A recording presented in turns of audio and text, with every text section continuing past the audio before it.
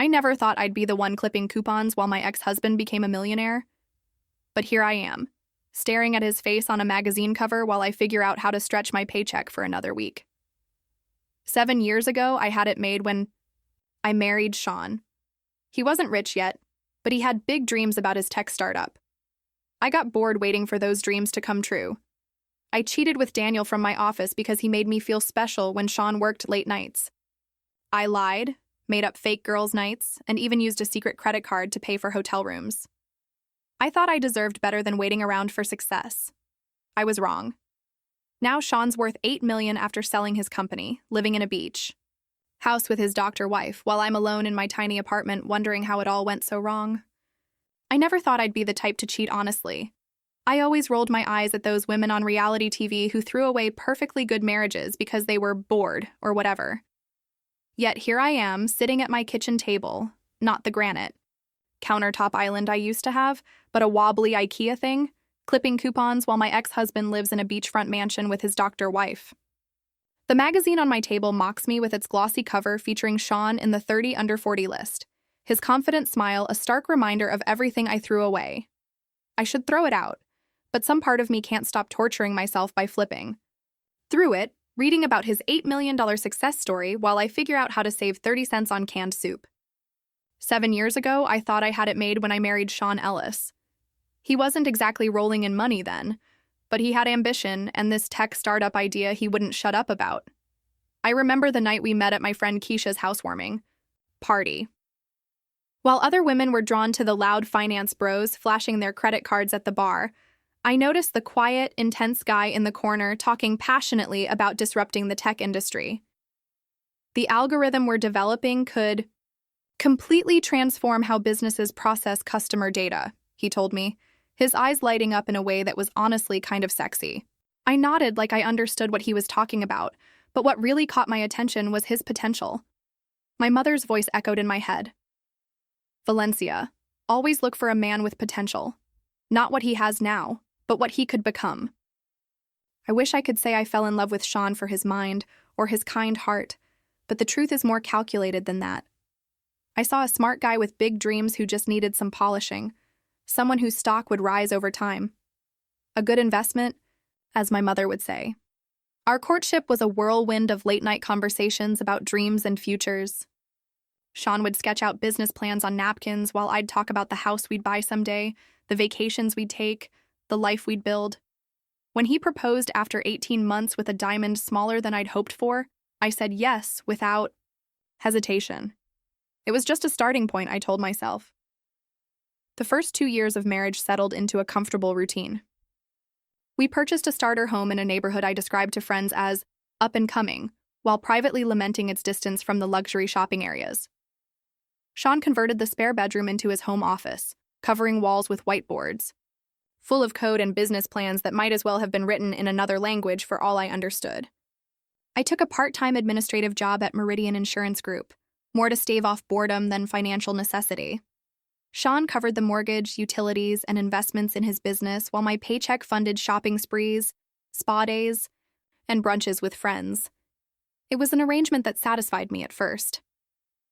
You don't need to work at all if you don't want to, Sean told me once, but I know staying home all day would drive you crazy. He was right about that. I needed somewhere to go, people to talk to, a reason to buy nice clothes. What I didn't need was a career. That was Sean's department. He was building our future, and my job was to look good standing beside him when he succeeded. But as Sean's work hours extended, my contentment began to crack. I'd find myself eating dinner alone 4 nights a week while he hunched over his laptop until 2 a.m. My Instagram feed became a catalog of inadequacies. Melissa in Cabo with her husband, Jen, showing off her kitchen renovation, Amber's anniversary trip to Paris. We're building our future, Sean would say whenever I complained, kissing my forehead before returning to work. But I couldn't see this magical future he kept talking about. Only the IKEA furniture and sensible sedan that felt increasingly like a prison with each social media scroll. The resentment grew quietly at first. I'd accidentally vacuum during his important video calls, or make pointed comments about other husbands who managed to both work and be present. Each weekend, I'd suggest expensive restaurants or shopping trips, watching disappointment flash across my face when Sean would remind me we needed to be careful with spending until the business took off. Just one more investment round, he'd promise. Things are really starting to happen.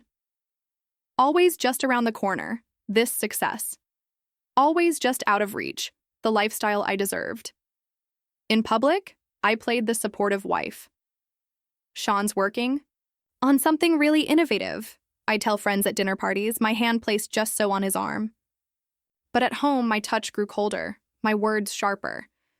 I couldn't pinpoint exactly when admiration for his dedication curdled into resentment. Perhaps it was the 3rd anniversary he commemorated with flowers from the grocery store instead of the jewelry I'd been hinting at for months. Maybe it was watching my college roommate post photos from her Hamptons summer home while I clipped loyalty stamps from the local supermarket. All I knew was that somewhere along the way, the future Sean promised began to feel like a mirage, always visible on the horizon but never materializing under my feet. Our 4th anniversary was the breaking point. I'd dropped hints for weeks about the new Italian restaurant downtown, even leaving a review of it open on my laptop. I'd gotten my hair done, bought a new dress, scheduled the whole day around what I was sure would be Sean's grand gesture to make up for all the nights he'd been absent. Instead, he came home at 7 with Thai takeout and a small box containing a silver bracelet. Nice enough, but not the statement piece I'd wanted. When I couldn't hide my disappointment, he looked genuinely confused. "What's wrong? I thought you liked Thai food, and the bracelet is from that designer you mentioned." 6 months ago, Sean. I mentioned that designer 6 months ago, and yes, I like Thai food, but I was hoping for something special tonight. Not eating out of cardboard containers on the couch while you probably check your email between bites. His face fell. "Valencia, I've been in back-to-back meetings with potential investors all day. I'm exhausted. I thought a quiet night at home would be nice." "A quiet night at home is what we do every night," I snapped. "That's all we ever do. Melissa and Rob are in the Maldives for their anniversary, and I can't even get a proper dinner reservation." "Melissa and Rob's companies are established. We're still building. You know that. And frankly, Rob's family money means they're not starting from scratch like we are." "No, like you are," I corrected. "I'm just along for the ride that never seems to actually go anywhere." We argued for hours that night.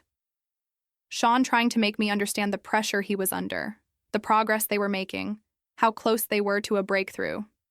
Me trying to make him see how lonely I was, how tired of waiting for a payoff that seemed perpetually on the horizon.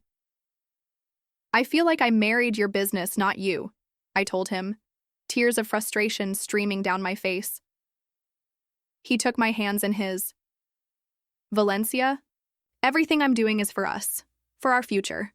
I know it's hard now, but when this takes off, it will all be worth it. You just need to be patient a little longer." Patient. That word again. I'd been patient for 4 years, watching other women enjoy the lifestyle I wanted now, not in some hypothetical future. I nodded and apologized, not because I meant it, but because I was tired of fighting. We ate the cold Thai food and watched a movie, Sean's arm around me, my mind elsewhere. Looking back, I think that was the night I decided our marriage wasn't enough for me. Not because Sean didn't love me, he did in his way, but because he couldn't give me what I wanted on my timeline. I wanted the reward without waiting for it to be earned. Everything changed the day Daniel Ramirez walked into the Meridian Insurance office. As the new sales director, he carried himself with the easy confidence of someone who knew exactly how attractive he was. Tall, impeccably dressed, with just enough silver at his temples to suggest experience without age, Daniel was everything Sean wasn't. Present, attentive, and focused on the moment rather than some distant future. Our first interaction was mundane. Me, showing him how to use the temperamental copy machine, but the way he maintained eye contact made my stomach flutter in a way it hadn't for years. "You're a lifesaver, Valencia," he'd said, my name rolling off his tongue like something precious. "We should grab coffee sometime. I'd love to pick your brain about how things work around here." That first coffee break turned into a daily ritual. Daniel would appear at my desk at precisely 10:15 each morning, 2 cups already in hand, mine exactly how I liked it, with almond milk and a sprinkle of cinnamon. "I noticed what you ordered yesterday," he explained when I expressed surprise. "I pay attention to beautiful women." It was such a small thing, remembering my coffee order. But after years of feeling invisible to Sean, who sometimes seemed to look through me while his mind worked on code and business models, being seen felt intoxicating. The flirtation escalated gradually. Text messages about office gossip that became more personal, his hand lingering on my shoulder when he'd stop by my desk. The way he'd find excuses to be near me at company events, bringing me drinks, laughing at my jokes, making me feel like the most fascinating woman in the room. I found myself checking my appearance before meetings, wearing perfume that had been collecting dust since Sean stopped noticing. I started buying new outfits for work, spending money we couldn't really afford on clothes that would catch Daniel's eye. When he invited me to happy hour after work, the lie slipped out effortlessly to Sean. "Going out with the girls from work, don't wait up." Sean barely looked up from his computer, just reminding me to text when I was on my way home. His easy trust felt like an insult. Didn't he care enough to worry? To wonder if another man might find me attractive? That first happy hour, Daniel leaned in close, his knee brushing mine under the table. "How does a woman like you end up with a workaholic?" he asked, his fingers tracing patterns on the back of my hand. "A man should know how to balance ambition with keeping his woman happy." The words were music to my ears after years of being told to wait, to understand, to support Sean's dream. Here was someone who seemed to think I deserved attention now, not when some business finally took off. When his hand brushed mine across the table, I didn't pull away. When he walked me to my car and kissed me goodnight, I kissed him back, the guilt easily drowned in the intoxication of feeling desirable again. I drove home in a daze, my lips still tingling, my mind racing with excuses if Sean was still awake. But he wasn't. He was asleep on the couch, laptop still open beside him, an empty energy drink can on the floor. I stood there watching him. For a moment, this man who had once made my heart race just by walking into a room. Now all I felt was a dull resentment that he hadn't even noticed how late I was. I should have felt guilty. I should have woken him up, confessed what had happened, recommitted to our marriage. Instead, I gently closed his laptop, covered him with a throw blanket, and went to take a shower, washing away any trace of Daniel's cologne before slipping into bed alone. That night was the first step down a path that would eventually cost me everything. But in that moment, all I felt was a twisted sense of justice. Sean had chosen his business over me countless times. Now I was choosing something for myself. One happy hour with Daniel turned into regular work events and girls' nights that were neither. I created an elaborate infrastructure for my deception. A separate email account for messages with Daniel, a secret credit card in my maiden name for hotel charges hidden in a box Sean would never touch, carefully deleted text threads, and a system of lies about where I was going and who I was with. The first time Daniel and I went to a hotel, I told myself it would be just once. A momentary indulgence to scratch an itch that had been building for months. I'd get it out of my system and refocus on my marriage. But one afternoon turned into weekly meetings, each one easier to justify than the last. The guilt came in waves, usually late at night when I'd look at Sean sleeping beside me, his face peaceful despite the stress I knew he carried. But I'd push it away, remembering how he'd forgotten our anniversary or missed my cousin's wedding for an investor meeting. In my mind, I wasn't betraying him. He'd betrayed me first by breaking the promise of what our marriage should have been. Daniel wasn't even that special, if I'm being honest. He was just there, available, interested. He'd compliment my outfits and laugh at my jokes. He'd send thinking of you texts randomly throughout the day. Once, when I mentioned offhand that I loved orchids, he had one delivered to the office the next morning. It wasn't the grand gesture that mattered. It was the simple fact that he'd remembered something about me, something personal that had nothing to do with business goals or 5-year plans. The orchid caused a small stir at the office. Secret. Admirer? My coworker Jen asked with a knowing smile. Just a thank you from a client, I lied smoothly, but I could tell from the looks that not everyone believed me. I should have been more careful, but part of me enjoyed the risk, the whispers, the feeling of having a thrilling secret while Sean remained oblivious at home. At least, I thought he was oblivious. When Sean would question why I was coming, home late, or why our joint account seemed lower than usual, I flipped the script. Why are you monitoring me? Don't you trust me? I'd snap, watching him backpedal, watching doubt cloud his eyes. This is exactly why I need space sometimes. You're suffocating me. He'd apologize, and I'd feel simultaneously powerful and hollow. The worst part? I'd use things he'd confided in me against him. Once, early in our relationship, Sean had admitted his ex had cheated on him, how it had destroyed his self-confidence for years. I couldn't trust my instincts afterward, he'd told me. Now, when he'd expressed concern about my changing behavior, I'd throw that back at him. Are you projecting your insecurities onto me? That's not fair, Sean. Watching him doubt himself became perversely satisfying. It was like I was punishing him for all the nights I'd spent alone, all the times I'd felt less important than his business. Even as I sabotaged my marriage, some part of me still believed it would survive. That when I was finally done with Daniel, or when Sean's business finally took off, we'd find our way back to each other. I never truly considered that I might lose everything. For 6 months, I lived this double life. With Daniel, I was the vivacious, underappreciated woman whose boring husband didn't deserve her. With friends, I was the supportive wife patiently, waiting for Sean's business to take off. At home, I was increasingly distant, making Sean work harder for even basic conversation. I started finding fault with everything about Sean: the way he chewed his food, how he always left his shoes by the door, his tendency to mumble when he was thinking. Every annoying habit became further evidence that I deserved better, that what I was doing wasn't really wrong. Meanwhile, Daniel was becoming more demanding of my time. What had started as occasional afternoons became regular overnight stays where I'd claim to be at girls' weekends or work conferences. He began talking about a future together, how much better we'd be as a couple than me and workaholic Sean.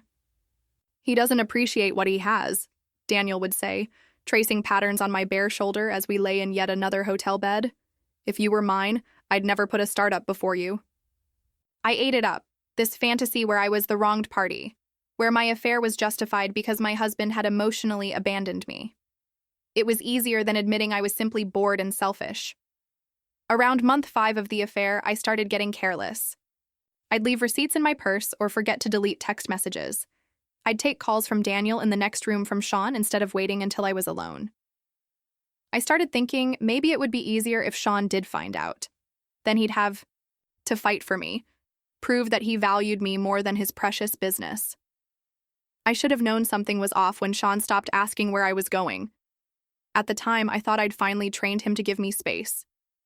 I felt victorious, like I'd won some unspoken competition. In reality, he was quietly gathering evidence, preparing for a confrontation I never saw coming.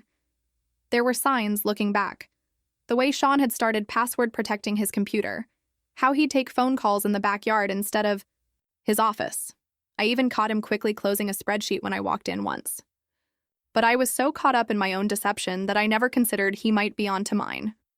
One night after meeting Daniel for what I'd told Sean was a company team-building dinner, I came home to find all the lights on.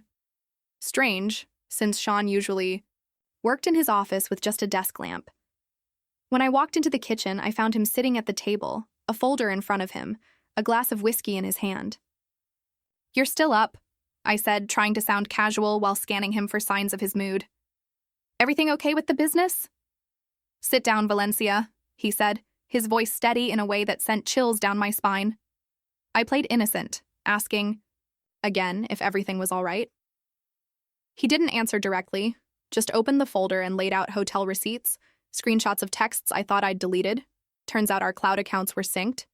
And most damning, photos of Daniel and me, entering and leaving hotels on days I'd claimed to be elsewhere. My heart dropped to my stomach. "What is this?" I asked, though we both knew exactly what it was. "I've suspected for months," he said flatly, but I needed to be sure before making any decisions. My first instinct was denial. "These could be anyone," I scoffed, though my hands were shaking as I pushed the photos back toward him. The credit card statements are in your name, Valencia. The times align perfectly with your supposed girls' nights. There's no scenario where this isn't exactly what it looks like. When denial failed, I switched to tears, a tactic that had always worked before. I cried about feeling neglected, about how his business had come before me for years. You drove me to this, I sobbed. What did you expect when you're never here? For the first time, my tears didn't soften him. He just waited until I ran out of steam, then said, I've spoken with a lawyer. I'll be filing for divorce tomorrow. You have 3 days to find somewhere else to stay. The word divorce hit me like a slap. Somehow, despite all my betrayal, I'd never truly believed he would leave me. You can't just kick me out of my own house, I shouted, panic rising. Our house, he corrected. The house I paid for while you spent your money on hotels with Daniel. Check the deed, it's in my name.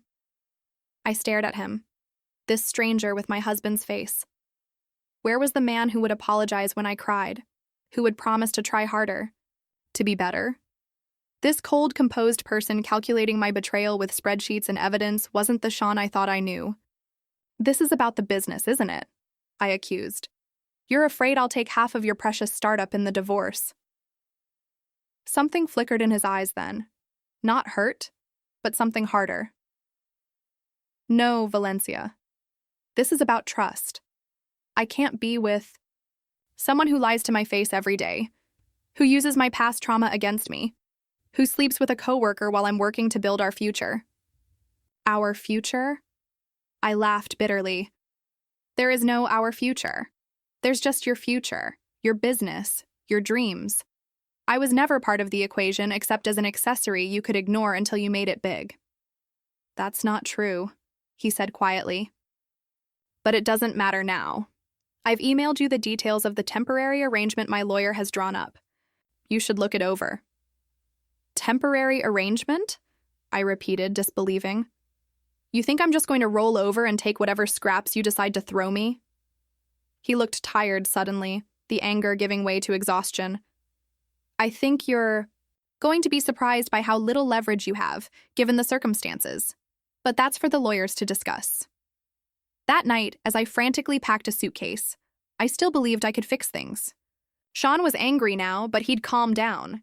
He'd remember our history, how good we were together before his startup consumed him. I'd end things with Daniel, promise to try harder. We'd get counseling, rebuild trust. It was just a matter of weathering the storm. I texted Daniel from my friend Keisha's guest room that night. Sean found out. He's talking divorce. I need some time to figure things out. His response came quickly. That's rough. Let me know if you need anything. Not exactly the passionate declaration of support I'd expected from someone who claimed he would treat me better than my husband did. But I didn't have time to dwell on it. I needed to focus on damage control. I couldn't have been more wrong about what would happen next. The divorce papers arrived by courier 2 days later at Keisha's apartment where I was staying. Reading through them felt like being doused in ice water. Sean wasn't just ending our marriage. He was cutting me off completely, protected by agreements I barely remembered signing. Early in our marriage, when Sean's business was first taking shape, he'd asked me to sign papers that would protect our future. I'd skimmed them while watching TV, annoyed at the interruption. Those papers, it turned out, included a postnuptial agreement specifying that his business and its assets remained his sole property in the event of divorce, especially divorce resulting from infidelity. When I called Sean screaming about how he'd tricked me, he responded with eerie composure. You should have read what you were signing, Valencia. I didn't trick you. I protected myself. I hired a lawyer, convinced I could challenge the agreement, get half of everything, including his precious business. My lawyer, after reviewing the documents, gave me the unvarnished truth. This postnup is ironclad. Given the documented infidelity, you're lucky he's offering the settlement he is. That generous settlement? 3 months of living expenses? And our second car. No alimony, no ongoing support, nothing from the business I'd suffered through for years. When I tried arguing that I'd supported him emotionally, my lawyer laughed. The judge won't care about emotional support when there are pictures of you entering hotels with another man. The reality of my situation began to sink in. I wasn't just losing my marriage, I was losing everything that came with it.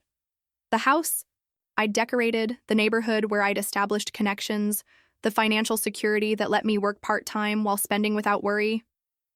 I'd taken all of it for granted, assuming it was my right, rather than a privilege built on mutual trust. I thought my friends would rally around me, but Sean had been methodical there too. He didn't bash me publicly or turn them against me with emotional pleas. He simply showed select people the evidence. My texts arranging meetups with Daniel, receipts from dinners on nights I'd claimed to be with the girls. Those same girls were now ignoring my calls, their loyalty evaporating when they realized I'd used them as alibis.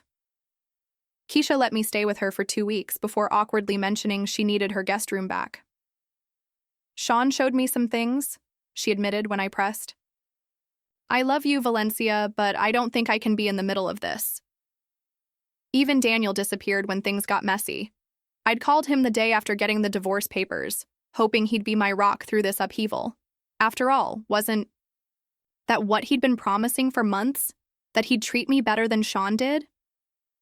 This has been fun, he texted after avoiding my calls for days, but it's getting complicated. I think we should cool things off. When I showed up at his apartment unannounced, a woman answered the door. Daniel's in the shower, she said, looking me up and down. Can I help you? Who are you? I demanded. I'm his fiancé, she replied, confusion crossing her face. Who are you? I left without answering, the final piece of my delusion crumbling around me. Daniel had never intended to leave his own relationship for me. I had been exactly what I'd accused Sean of making me, a side project, an amusement, disposable when inconvenient. Just like that, I'd lost my marriage, my backup plan, and most of my friends in one catastrophic cascade. The divorce was finalized in record time. I moved into a one-bedroom apartment that cost twice what our mortgage had been, forced to take a full-time position at the insurance company, awkwardly working alongside office mates who knew exactly why my marriage had imploded. For the first time in years, I had to budget, to think twice before ordering takeout or buying new clothes. The part-time job that had once funded my splurges now barely covered my basic expenses, even at full-time hours. Meanwhile, Sean seemed to vanish from my life completely. The few mutual friends we still shared stopped mentioning him around me. His social media went quiet, then private. It was as if he'd decided that completely erasing me from his life was the best revenge. Or maybe it wasn't revenge at all. Maybe it was just moving on, something I found myself unable to do as I scrolled through old photos late at night, wondering how I'd managed to destroy everything so completely. I tried dating again after a few months, mostly to prove to myself I was still desirable. There were a few men who seemed promising at first, a pharmaceutical rep, a divorced attorney, but none stuck around long. I'd made a habit of looking for what men could provide rather than who they were, and that approach doesn't lead to lasting connections.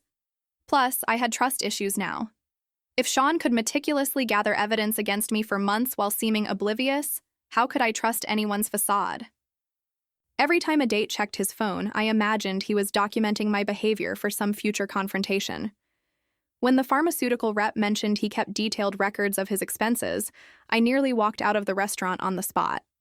I convinced myself Sean must be struggling too. His business had always been on shaky ground, and surely the emotional toll of our divorce would impact his work. I pictured him in our old house, eating microwave dinners, finally realizing what he'd lost when he chose his startup over me. This narrative kept me going through those first lean months of independence. My apartment felt temporary, like a hotel room I was passing through on my way back to real life. I bought the cheapest furniture that didn't look cheap, always telling myself I wouldn't need it for long. Something would change. My luck would turn around. I'd meet someone new with even more potential than Sean had. Work became a special kind of torture. Though Daniel had transferred to another branch after our affair ended, everyone knew what had happened. Conversations would stop when I entered the break room. People who used to join me for lunch suddenly had other plans. My boss, who had once hinted at promoting me to an account manager position, now barely made eye contact during team meetings. I threw myself into my work, staying late and taking on extra projects. Not because I suddenly cared about insurance, but because going home to my empty apartment was worse. At least at the office, I could pretend I had purpose, that my choices hadn't left me completely alone. Slowly, painfully, I settled into my new normal. I learned to shop sales, to wait for payday before buying non-essentials, to say no to expensive outings with the few acquaintances who still invited me places. The credit card debt I'd accumulated during my marriage and affair loomed over me, a monthly reminder of my mistakes. Then came the turning point, 3 years after my divorce. I was standing in line at the pharmacy, a stack of coupons clutched. In my hand, something I'd once mocked budget shoppers for, when I overheard 2 women talking behind me. Did you see that profile on Sean Ellis in Tech Innovator magazine? 30 under 40 list. $8 million acquisition deal. My heart stopped. They had to be talking about a different Sean Ellis. My Sean's business had been struggling, barely breaking even when we were together. But no. When I frantically searched online that evening, there he was. My ex-husband in a crisp button-down, standing in sleek office space I didn't recognize, quoted about his company's groundbreaking approach that had caught the attention of a major tech firm. The same business I'd called his hobby and complained took too much of his time had just made him a multimillionaire. I read every word of the article twice, looking for some mention of me, some acknowledgement that I'd been part of his journey. There was none. It was as if those years of marriage had never happened, erased from his success story like they'd been erased from his life. The article mentioned he'd worked tirelessly for years, often round the clock, to develop the technology. Those late nights I'd resented, the investor meetings I'd sulked about him attending, they'd all led to this windfall I would have shared in if I'd just been patient, if I'd been supportive instead of critical, if I hadn't been so damn bored. I spent the evening in a fog of disbelief and bitter regret, glass of cheap wine in hand, scrolling through every mention of Sean I could find online. There weren't many, he'd always been private, but what I found painted a picture that made my stomach twist. A business podcast where he briefly mentioned personal challenges during development, but credited them with making him more focused. A charity gala photo showing him with a woman I didn't recognize, tall, elegant, with an MD after her name in the caption. Apparently, his new girlfriend was a pediatric surgeon. In one interview, when asked what drove him during the difficult early years, he mentioned, "I had something to prove to myself and others who didn't believe in the vision." I knew with sickening certainty that I was one of those others. My dismissal of his work, my constant complaints about his schedule, they hadn't deterred him. They'd fueled him. The knowledge that I could have been sharing in his success, if I'd just held on a little longer, was like swallowing broken glass. Every photo of him in his sleek office, every mention of the acquisition deal, felt like punishment designed specifically for me. Against my better judgment, I reached out. A casual email congratulating him on his success, mentioning that, despite everything, I always believed in you. A bald-faced lie. And suggesting we catch up sometime. A thinly veiled attempt to reinsert myself into his now wealthy life. His response came the next day, polite, brief, and devastating in its finality. "Thank you for the congratulations, Valencia. I hope you're doing well. Take care." No openings, no hint of lingering feelings, not even anger I could use as a foothold to climb back into his life. Just 4 sentences that firmly closed the door I was trying to wedge open. I tried once more with a more direct approach. "I've been thinking about us a lot lately. Maybe we could grab coffee?" I think we ended things with too much left unsaid. This time his response took 3 days, and when it came, it was clear someone, probably the doctor girlfriend, had helped craft it. "Valencia, our marriage ended. Because of choices you made, not because of things left unsaid. I've moved forward with my life and suggest you do the same. I wish you the best, but I'm not interested in meeting." And that was it. The door didn't just close, it vanished altogether, leaving me staring at a blank wall. I went through all the stages of grief in rapid succession. Denial. Surely he didn't mean it. He was just putting on a front. Anger. How dare he dismiss me after all we'd shared? Bargaining. Maybe if I gave him more time, showed him I'd changed. Depression. Curled up in bed for an entire weekend, ignoring calls from work. And finally, a hollow acceptance that Sean Ellis was no longer part of my life, and no amount of wishing would change that. The worst part was knowing that while I was struggling to pay my bills, he was living the life I had always wanted. The life I would have had if I hadn't been so impatient, so entitled, so convinced I deserved more than what I had. Today, 4 years post-divorce, I'm still at the same insurance company, though I've moved up to office manager. My apartment is decent if small. I date occasionally, keeping an eye out for men with potential, though I've learned to be less obvious about it. I maintain a carefully curated social media presence that suggests I'm doing better than I am. Weekend getaways that stretch my credit card to its limit. Restaurant meals I eat once a month but post photos of weekly. Sometimes I see updates. About Sean. The acquisition deal turned into a leadership role at the parent company. The doctor girlfriend became the doctor wife. They bought a beach house in addition to their main residence. They started a foundation supporting young tech entrepreneurs from disadvantaged backgrounds. Every such update feels like a paper cut across my heart. Not because I miss him exactly. I've been honest enough with myself to recognize our marriage was troubled long before Daniel, but because of the knowledge that I could have been part of that success story. I could be the one hosting charity galas instead of scanning the clearance racks at Target. The worst moments are when I catch myself playing the what-if game. What if I'd been more patient? What if I'd viewed his long hours as investment in our future rather than rejection of our present? What if I'd respected his ambition instead of resenting it?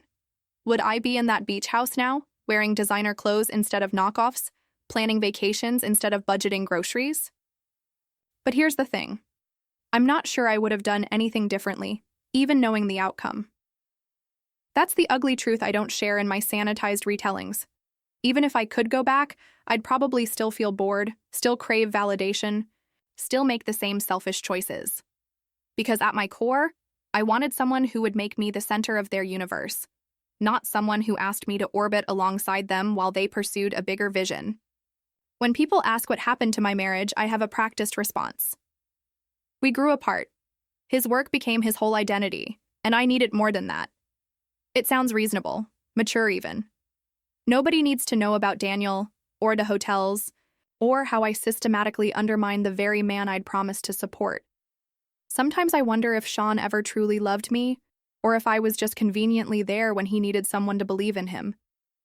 But then I remember how he looked at me on our wedding day, the genuine hurt in his eyes during our arguments, and I know the truth. He did love me. I just couldn't recognize it because it didn't look the way I thought it should. The irony doesn't escape me. I cheated because I was bored, because I wanted excitement and validation. Now my life is a monotonous struggle to maintain appearances, while stretching my paycheck to cover basic necessities.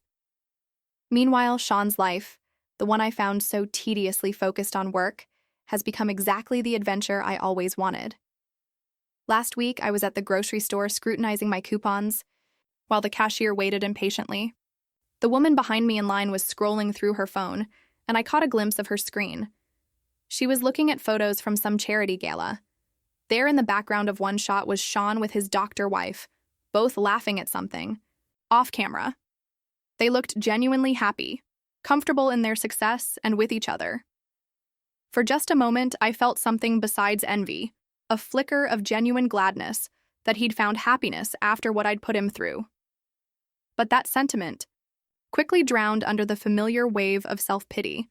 That could have been me in the photo, should have been me. As I walked home, my phone pinged with a notification, a news article about Sean's foundation opening a new facility for underprivileged tech entrepreneurs. The photo showed him cutting a ribbon, his wife beside him, both beaming with pride. I stared at it for a long moment, then did something I'd never done before. I deleted his contact information from my phone.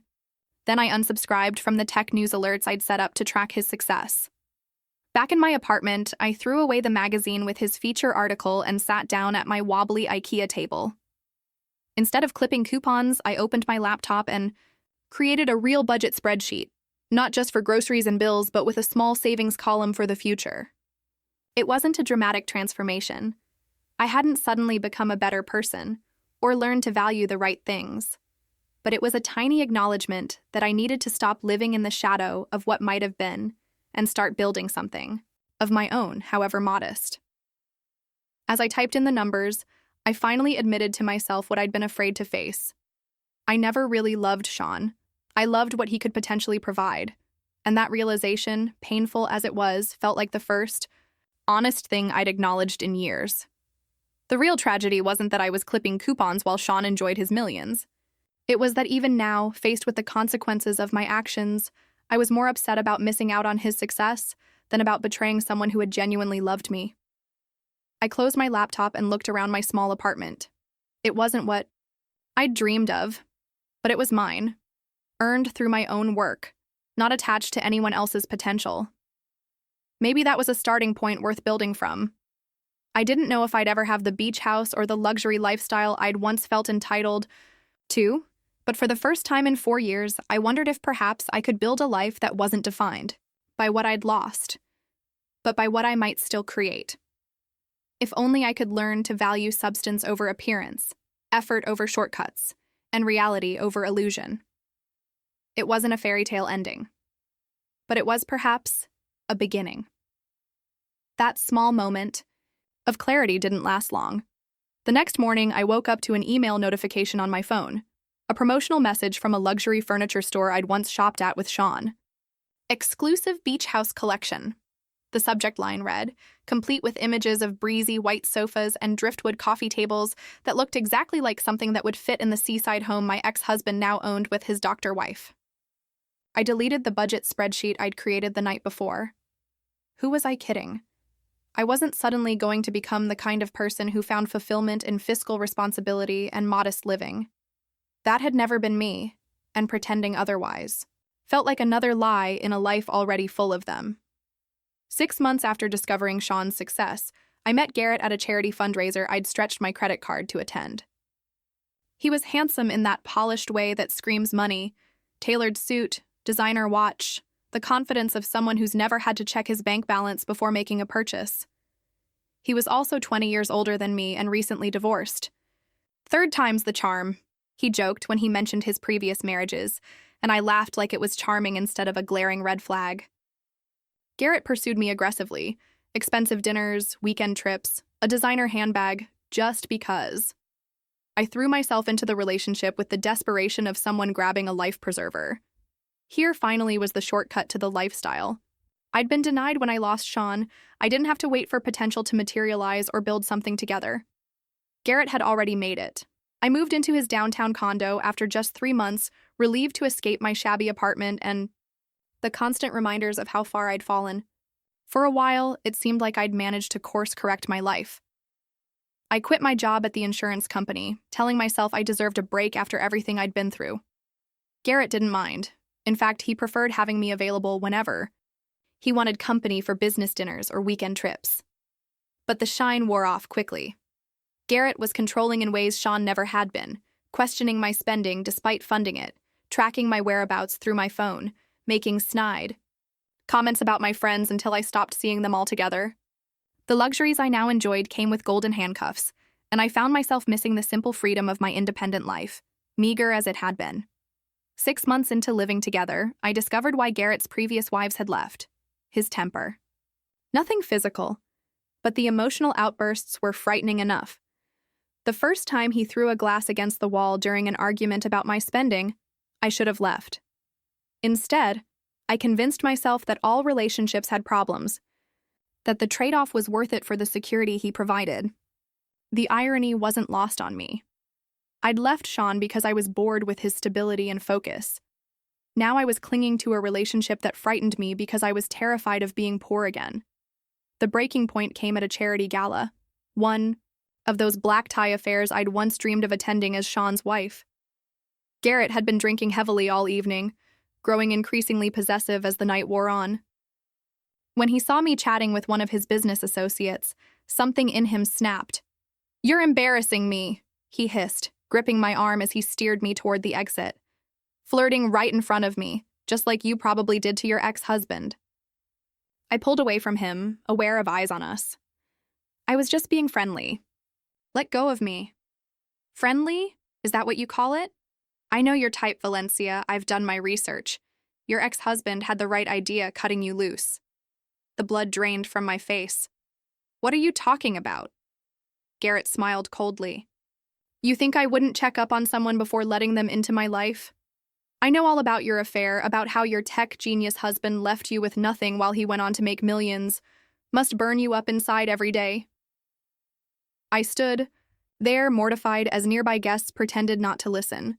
Everything I'd carefully constructed, the story I told about my past, the image I projected, crumbled around me in an instant. That night, while Garrett slept off the alcohol, I packed a single suitcase and left. Not because I'd suddenly developed self-respect or courage, but because I couldn't bear the humiliation of him knowing my truth and using it against me. I'd rather be poor than pitied.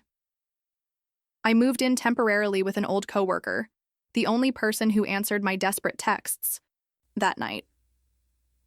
The next day, I swallowed my pride and called the insurance company, begging for my old job back. Fortunately, they had an opening. Not my former position, but an entry-level claims processor job that paid even less than I'd been making before. Starting over a second time was harder than the first. I was older now, with a gap in my employment history and nothing to show for the months with Garrett except deeper insecurities and a wardrobe of expensive clothes that had nowhere to go. I found an apartment even smaller than my previous one, in a neighborhood that made me double-check the locks at night. This rock bottom felt different than the one after my divorce. That had been shocking, unexpected. This one I'd walked into, with my eyes wide open, choosing flashover substance once again, learning nothing from my past mistakes. One Sunday morning, scrolling mindlessly through social media, I came across a photo that stopped my breath. It was posted by a former mutual friend, Sean and his wife on the beach, a small child between them. The caption read, "Congrats to the Ellis family on their new addition. Little Emma is the luckiest girl in the world." I stared at the image for a long time. Not only had Sean achieved incredible professional success, but he'd created the family we'd vaguely discussed someday having. He looked relaxed, happier than I'd ever seen him during our marriage, one arm around his wife, the other holding his daughter's hand as they stood at the ocean's edge. The jealousy that surged through me was so intense it felt like physical pain. That should have been me. That should have been our child. That should have been our beach house, our perfect life. I closed the app and threw my phone across the room, then immediately scrambled to retrieve it, checking for damage I couldn't afford to repair. As I sat on my threadbare couch, phone clutched in my trembling hand, a clarity washed over me that was both brutal and necessary. No, that shouldn't have been me in that photo. I hadn't earned it. I hadn't supported Sean when he needed it. I hadn't been patient or faithful or kind. I had wanted the rewards without the work, the outcome without the journey. More importantly, I wouldn't have appreciated it even if I had gotten it. The same restlessness, the same entitlement that had driven me to cheat would have eventually poisoned even the perfect life I now envied. The problem had never been Sean or his work ethic or his focus on the future. The problem had always been me. For the first time since my marriage ended, I felt something besides self-pity or resentment. I felt ashamed, not just of the affair or the lies, but of the person I had been, the person I still was. If I was being honest with myself, I spent that day doing something I'd avoided for years, really thinking about my choices, my patterns, my values. I made lists in a notebook, charting the decisions that had led me here, looking for the moments where I could have chosen differently. There were so many forks in the road where I'd consistently taken the easier path, the selfish option, the quick fix. The next day at work, I approached my supervisor and asked about advancement opportunities. What would it take to move up? What skills did I need to develop? Instead of seeing my job as a temporary stop on the way to finding another man who could support me, I started treating it as a career that could support myself. I enrolled in night classes at the local community college, studying business administration with a focus on insurance underwriting. I started bringing lunch from home instead of buying it, calculating how much I would save each month and putting it toward paying off my credit card debt. I deleted my dating apps and focused on building genuine friendships instead of hunting for my next meal ticket. None of it was glamorous. There were many nights I came home exhausted from work and class, many weekends spent studying instead of socializing, many moments of doubt when I wondered if it was even worth trying to change at my age. The progress was slow, painful, and utterly unglamorous, exactly the kind of steady building I'd disdained in my marriage to Sean. A year into this new approach to life, I was promoted to claims adjuster. The raise wasn't huge, but it allowed me to move to a safer apartment and occasionally buy myself something nice without stretching my budget. More importantly, it came with a sense of accomplishment I'd never experienced before. This wasn't handed to me because of who I was dating or what I looked like. I'd earned it through consistent effort and developing actual skills. I still checked Sean's social media occasionally. Old habits die hard, but the sting had lessened. I could look at photos of his beautiful family and successful career without immediately thinking about what I'd lost. Instead, I found myself genuinely glad that he'd found happiness after the pain I'd caused him. He deserved it. The real test came when I ran into Melissa, one of the friends who'd abandoned me after learning I'd used her as an alibi for my affair. We were both at a coffee shop on a Saturday morning, and there was no avoiding each other in the small space. "Valencia," she said, surprise evident in her voice. "It's been a while." "5 years," I said, fighting the urge to either flee or launch into a defensive monologue about how everyone had abandoned me. "How have you been?" We made awkward small talk for a few minutes, catching up on surface-level life developments. Then Melissa asked the question I'd been dreading. "Have you heard about Sean? His company was just valued at something ridiculous." I nodded, maintaining my composure. "I saw that. I'm happy for him. He worked hard for it." Melissa studied me, clearly expecting the bitterness or resentment she remembered. When she didn't find it, her expression softened slightly. "Would you want to grab coffee sometime? Catch up properly?" 5 years ago, I would have jumped at the chance to reinsert myself into my old social circle, to glean whatever information I could about Sean, to portray myself as the wronged party in our divorce. Now, I considered whether reconnecting with Melissa would actually add value to my life, or if it would just pull me back into old patterns. "I'd like that," I said finally. "But fair warning, my life is pretty boring these days.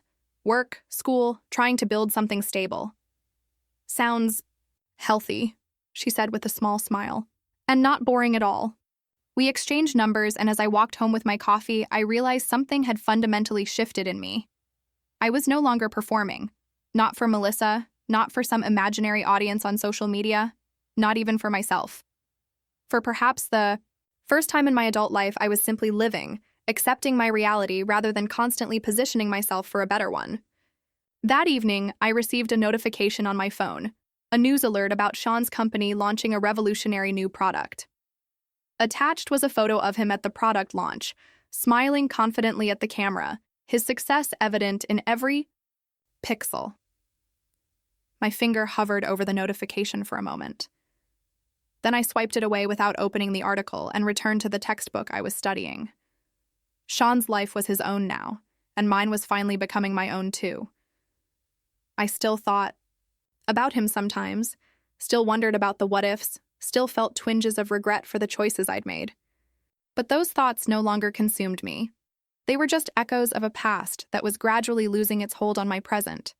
The truth remained stark and simple.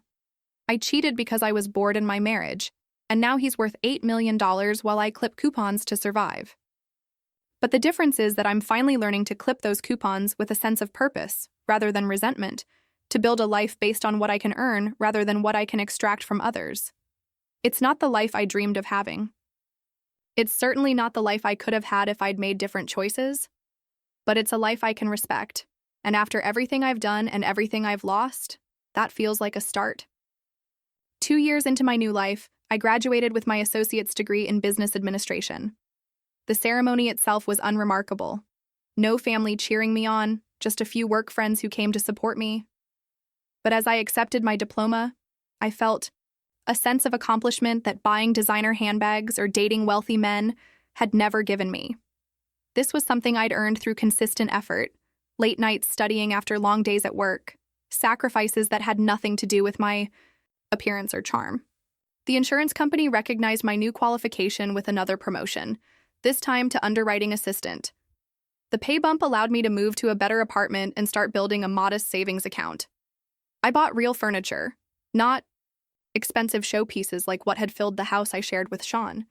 but solid, comfortable pieces I'd researched and saved for. My relationship with Melissa had cautiously rekindled, though it would never be what it once was.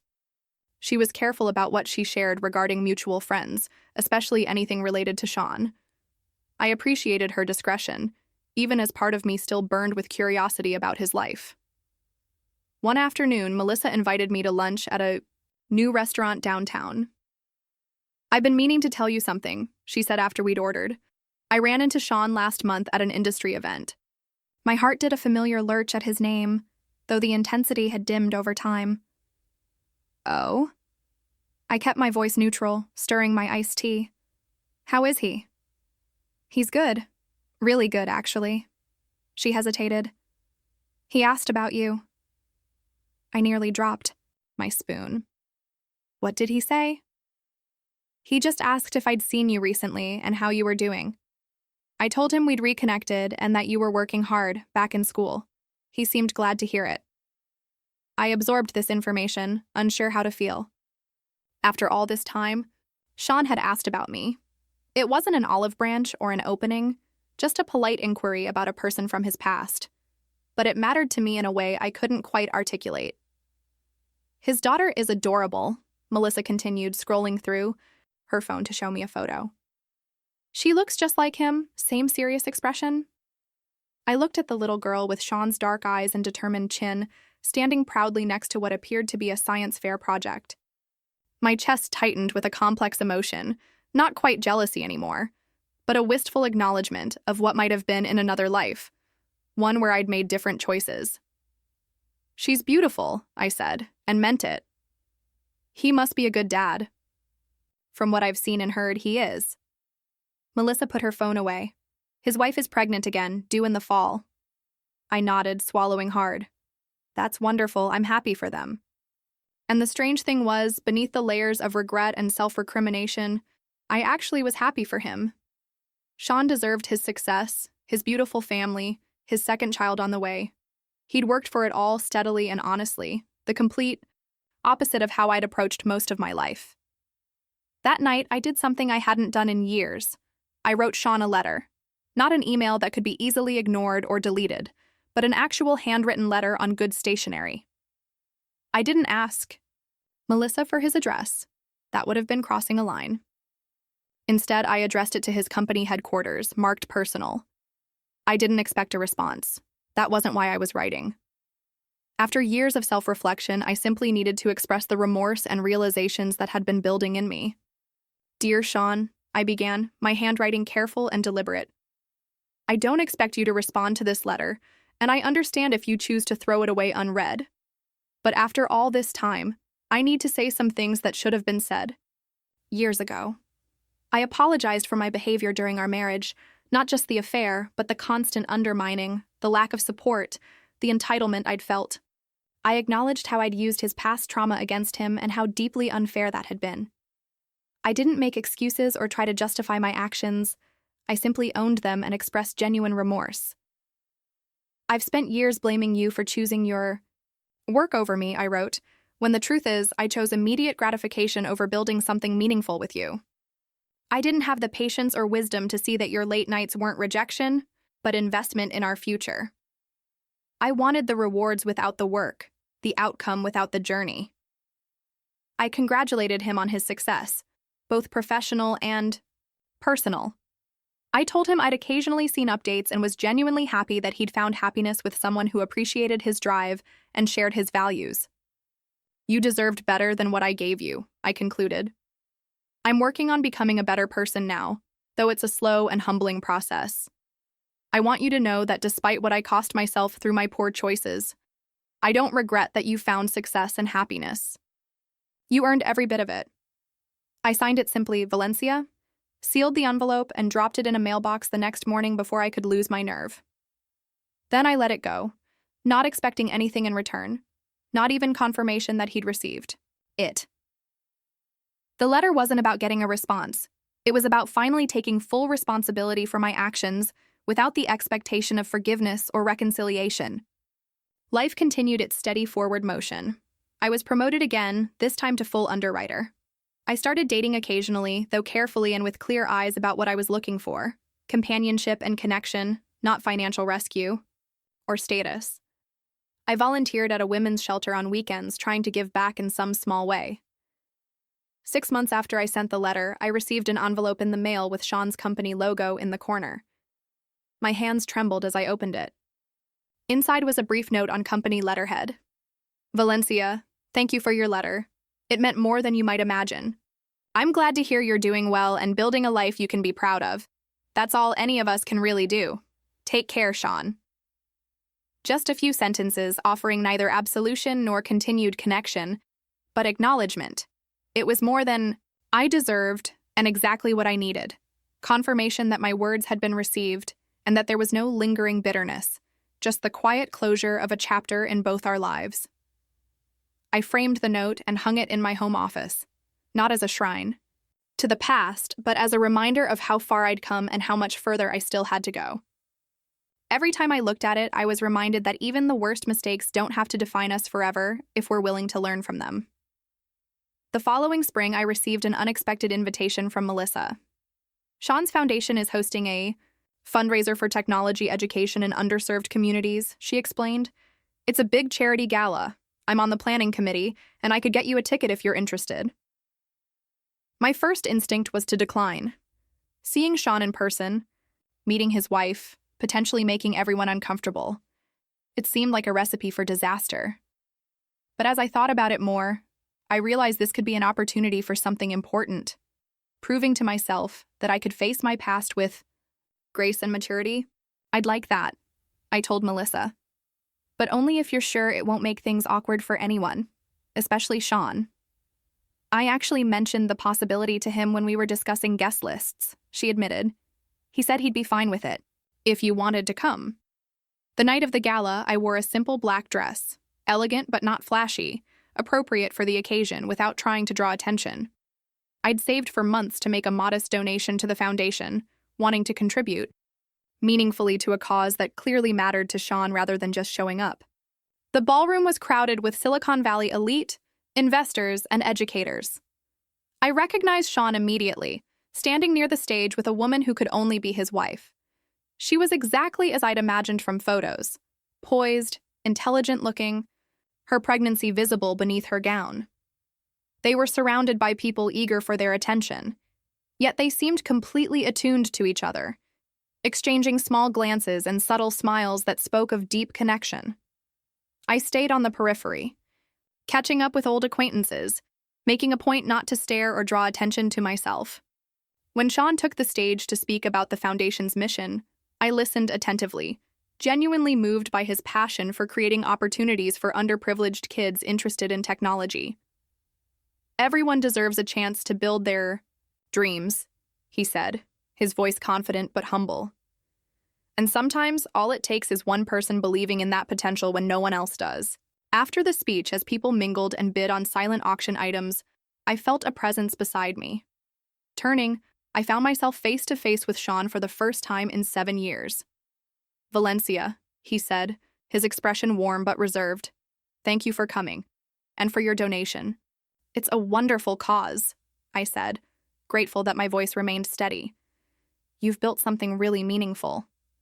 He nodded, then gestured toward a woman approaching us. I'd like you to meet my wife, Nadia. I braced myself for awkwardness, or hostility, but the woman who joined us extended her hand with a genuine smile. Valencia, it's nice to finally meet you. Sean's mentioned you came back in touch recently. The three of us chatted briefly about the foundation, about my recent career advancement, about neutral topics that acknowledged our shared past without dwelling on it. There was no tension, no drama, just 3 adults having a civil conversation at a charity event. When they moved on to greet other guests, I felt a profound sense of peace wash over me. This interaction that I'd built up in my mind as potentially catastrophic had been simple, even pleasant. Sean had clearly shared his history with his wife, including my recent letter, and they'd both chosen to approach me with dignity and kindness. Later, as I was preparing to leave, Nadia approached me alone. I wanted to thank you, she said quietly. For what? I asked, genuinely confused. For your letter to Sean. It meant a lot to him, though he might not say so directly. Closure is a rare gift. I felt tears threatening. I didn't expect anything from it. I just needed him to know I recognized my part in what happened. She nodded. That's why it mattered. It wasn't asking for anything. She rested her hand briefly on her pregnant belly. We all have pasts that shape us. What matters is who we choose to become going forward. As I drove home that night, I reflected on how differently I felt leaving this event compared to how I'd felt leaving that pharmacy 3 years ago when I'd first learned of Sean's success.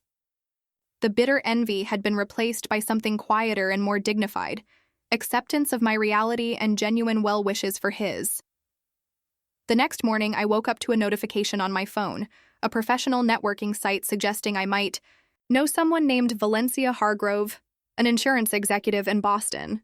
Curious, I clicked on the profile and found myself looking at a woman with my name who had built an impressive career in the industry I was now part of.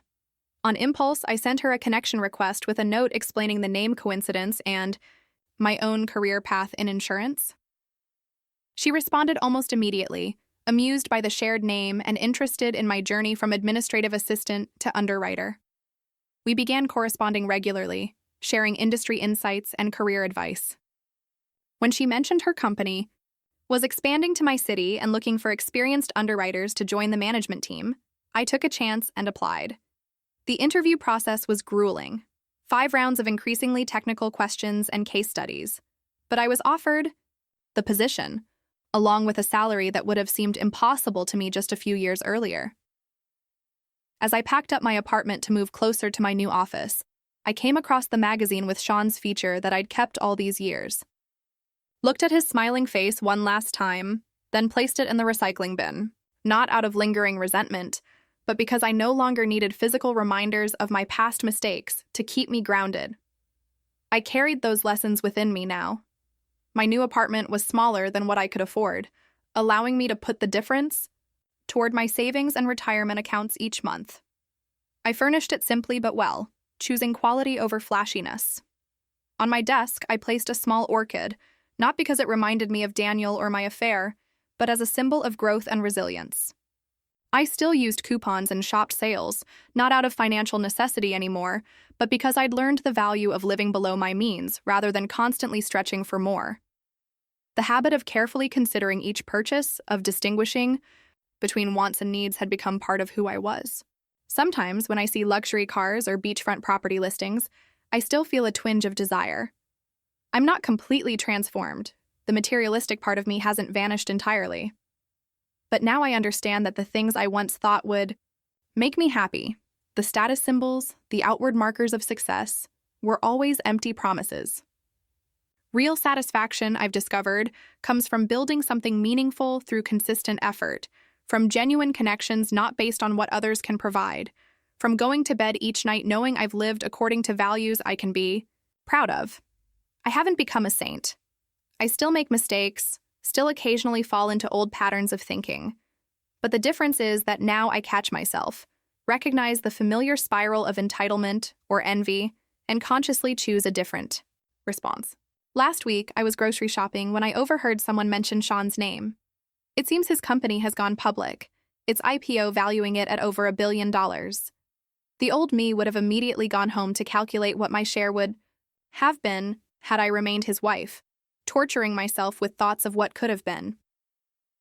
Instead, I smiled briefly, genuinely happy for his continued success, then returned to comparing prices on pasta sauce. His life and mine had diverged permanently years ago through choices I made. There was no point in continually reopening that wound. The truth of my story remains unchanged. I cheated because I was bored in my marriage, and now he's worth millions while I live a much more modest life. But the ending isn't as tragic as I once thought. I lost a marriage, yes, and a lifestyle. That could have been mine. But I gained something I never had during my years with Sean, or my subsequent relationship with Garrett: self-respect and the knowledge that I can build a meaningful life through my own efforts. It's not the fairy tale I once imagined for myself. There's no mansion, no wealthy husband, no effortless luxury. But there's something more valuable: The quiet satisfaction of earning what I have, of looking in the mirror each morning and seeing someone I'm learning to respect. I still keep the note Sean sent me in response to my letter, now tucked inside my favorite book rather than displayed on my wall. Not as a reminder of what I lost, but as evidence that even the worst mistakes can lead to growth if we're brave enough to face them honestly. And sometimes, on quiet evenings when I'm reviewing policy documents or studying for my next professional certification, I think about that young woman who sat by herself at a friend's housewarming party and noticed the quiet, intense guy talking about disrupting the tech industry. I wish I could go back and tell her what I know now, that patience is more valuable than immediate gratification, that supporting someone else's dreams doesn't diminish your own worth, that the shiniest things are rarely the most precious. But we don't get do-overs in life. We only get the chance to move forward, to apply the lessons our mistakes have taught us, to become people who deserve the good things we hope to attract. I still have a long way to go, but for the first time since my divorce, I'm moving in the right direction, not chasing what someone else can give me, but building something I can be proud of myself.